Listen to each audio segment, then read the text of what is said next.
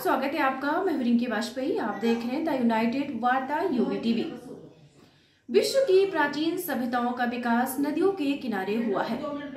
ऐसे में अपनी प्राचीन संस्कृति के संरक्षण के लिए नदियों को भी संरक्षित और विकसित करने की जरूरत है, ताकि किनारे के गांवों को जोड़कर उनका भी समुचित विकास किया जा सके। इसके लिए शासन को जल्द ही प्रस्ताव भेजा जाएगा। यह बात सीतापुर के विधान परिषद सदस्य पवन सिंह चौहान ने नैमिषारण्य में यूवी टीवी संवाददाता विवेक शास्त्री से नौका यात्रा के दौरान कही।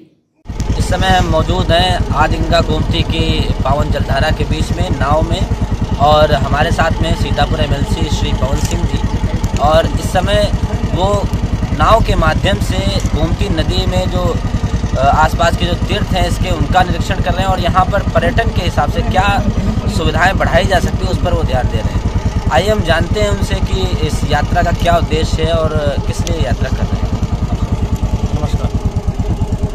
आदि माँ गंगा गोमती जो हमारी है, इसको संरक्षित करने के लिए और खास करके इसके जो अगल बगल जो दृश्य मैं देख रहा था, उन सारी चीज़ों को कैसे और डेवलप किया जाए, इस पर आज की यात्रा करेंगे। और 84 कोसी परिक्रमा में हमारे सभी देवी देवताओं का तीर्थ स्थल बना हुआ है।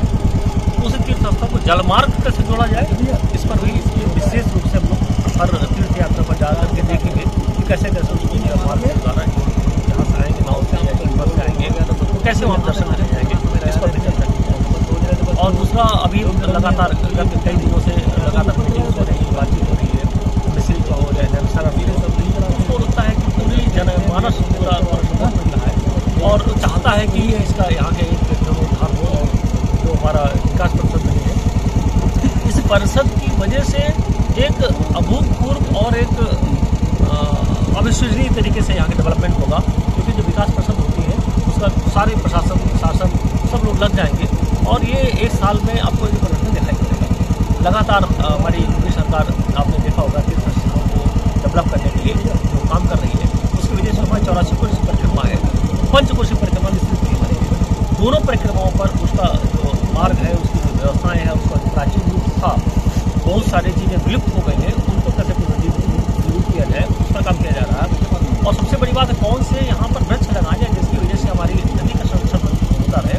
बहुत सारे जो वृक्ष होते हैं वो किसी का पानी सोख करके नदी में पानी खत्म करते हैं, कुछ लोग नदी में बढ़ाते हैं, ऐसे वृक्ष होते हैं। तो हम उसको लगता है कि किराए कुछ बांस लगेंगे, कुछ पीपल लगेंगे, कुछ बरगद लगेंगे, कुछ शीशे के पेड़ लगेंगे, कुछ नीम पेड़ लगेंगे, जो हमारी पानी को संरक्षित करते हैं।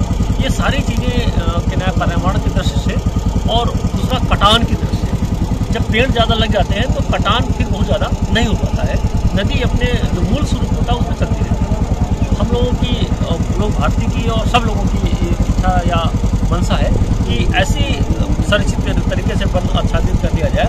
और जब नैमिषारण्य है, नैमिष तो है, अरण्य कहीं ना कहीं गायब है, अरण्य को इतना ज़बरदस्त तरीके से लगाया जाएगा जो लखनऊ से लेकर के और नैमिषारण्य तक जो लोग आएंगे, चाहे स्टीमर से आएंगे, चाहे नाव से आएंगे, चाहे ऐसे विचरण करेंगे, तो एक अलग आनंद। लोग भारती के बैनर तले या नौका यात्रा नैमिषारण्य के राजघाट से चलकर देव देवेश्वर तीर्थ होते हुए रुद्रावर्त तीर्थ और कोल्हवा बरेठी तक पहुंची। इस दौरान एमएलसी पवन सिंह चौहान ने कहा कि इस यात्रा के माध्यम से आदिगंगा गोमती के किनारे बसे नैमिष के महत्वपूर्ण तीर्थ स्थलों की मौजूदा स्थिति को समझना तथा उनको श्रद्धालुओं के लिए विकसित करना है। हमारी योजना है कि नदी के किनारे ऐसे पौधे लगाए जाएं जिनके द्वारा नदी के कटान को रोका जाए और नदी के किनारे बसी आबादी को भी इसका लाभ मिल सके। जल मार्ग के द्वारा पर्यटन को बढ़ाने का भी काम किया जा सकता है। आध्यात्मिक रूप में मिलेगा, और जो जल के साथ और नेचर साथ रहता है, अध्यात्म और मन को शांति से ज्यादा मिलेगी।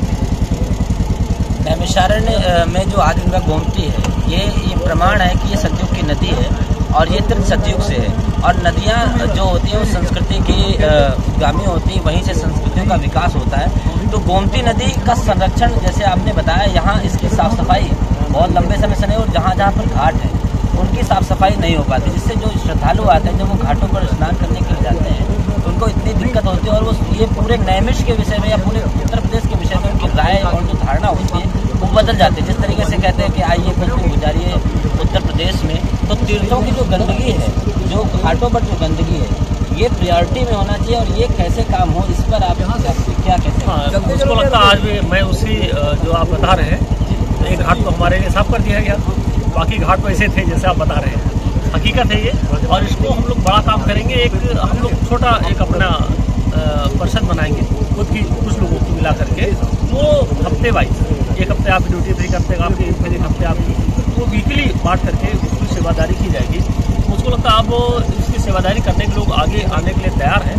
बसंत होता है ना, वहाँ पर कहने की कब्जेदारी शुरुआत हो जाती है, ऐसा नहीं होगा। अब हम लोग जरूर कोशिश करेंगे, हमारा जो मूल स्वरूप हमारे गंगा गोमती का है, इसके मूल स्वरूप पाने के लिए, जो गंदगी हटाने के लिए कहीं कहीं जगह जब मिलेगा, कई पेड़ गिर पड़े हैं, पेड़ जो सूखे वही पड़े हुए हैं, तो इन सारी चीज़ों को अभी हम लोग एक प्लान बना करके सारी चीज़ें दूर होगी।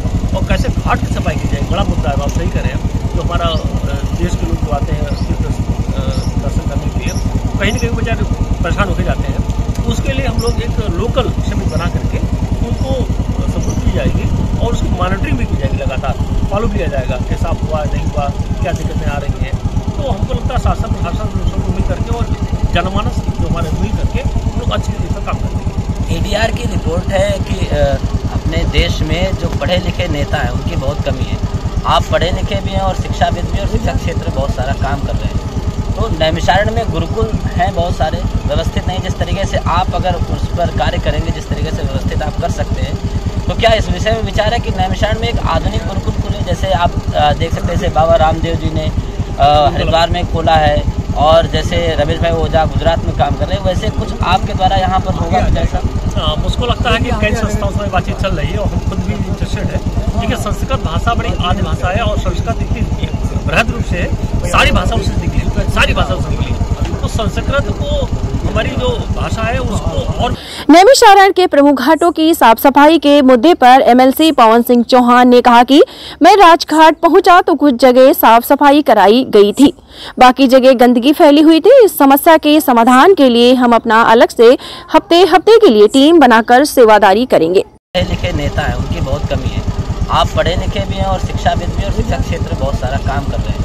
तो नैमिषारण्य में गुरुकुल हैं बहुत सारे, व्यवस्थित नहीं। जिस तरीके से आप अगर उस पर कार्य करेंगे, जिस तरीके से व्यवस्थित आप कर सकते हैं, तो क्या इस विषय में विचार है कि नैमिषारण्य में एक आधुनिक गुरुकुल खुले? जैसे आप देख सकते हैं, जैसे बाबा रामदेव जी ने हरिद्वार में खोला है, और जैसे रमेश भाई ओझा गुजरात में काम कर रहे हैं, वैसे कुछ आपके द्वारा यहाँ पर होगा कुछ ऐसा? मुझको लगता है कि कई संस्थाओं से बातचीत चल रही है और हम खुद भी इंटरेस्टेड है, क्योंकि संस्कृत भाषा बड़ी आदि भाषा है और संस्कृत इतनी बृहद रूप से सारी भाषाओं से निकली, सारी भाषाओं से निकली, तो संस्कृत को हमारी जो भाषा है उसको और विस्तार कैसे किया जाए, क्योंकि संस्कृत से ही हमारी आध्यात्मिक पौर्णता है। और मुझको लगता है कि संस्कृत जैसा बता रहे हैं गुरुकुलम टाइप का, हम लोग एक कई जगह देख भी लिए हैं, सर्वे भी कर लिए हैं, चिन्हित भी कर लिया है। अब उस पर काम करना है और किस रूप में करना है, कितना बड़ा करना है, इस पर चर्चा चल रही है। अध्यात्म गुरुकुलम और विज्ञान कैसे साथ जोड़ कर आगे बढ़ाया जाए, ये दोनों काम चल रहे हैं।